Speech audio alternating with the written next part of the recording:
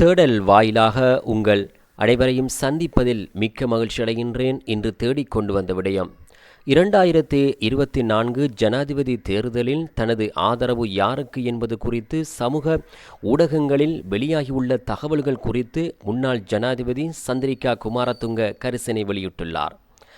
ஜனாதிபதி தேர்தல் குறித்த தனது நிலைப்பாட்டை தெளிவுபடுத்தியுள்ள அவர் பல வேட்பாளர்கள் தனது ஆதரவை கோரியுள்ள போதிலும் நடுநிலைமை வகிப்பதற்கு தீர்மானித்துள்ளதாக அவர் தெரிவித்துள்ளார்.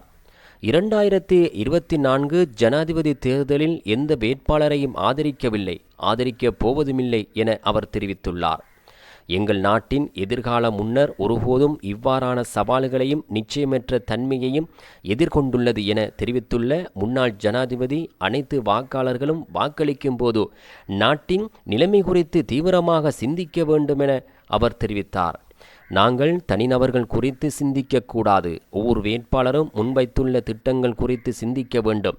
அவர்கள் தங்கள் திட்டங்களை நடைமுறைப்படுத்துவதற்கு பயன்படுத்தக்கூடிய வழிமுறைகள் குறித்து நடைமுறைப்படுத்தும் பொறுப்பில் இருக்கக்கூடியவர்கள் யார் என்பது குறித்தும் நாம் சிந்திக்க வேண்டும் என அவர் தெரிவித்துள்ளார்.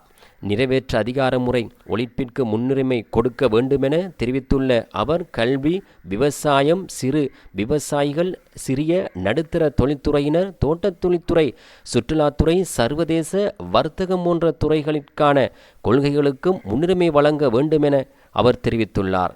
அரசாங்கத்திடமிருந்து நேர்மை, பொறுப்புக்கூறல், அமைப்பு முறை மாற்றத்தை கோரி 2 வருடங்களுக்கு முன்னர் முழு நாட்டிலும் வெடித்த பாரிய மக்கள் போராட்ட இயக்கத்தினை நாங்கள் மறக்கக்கூடாது என முன்னாள் ஜனாதிபதி சந்திரிகா குமாரதுங்க தெரிவித்துள்ளார்.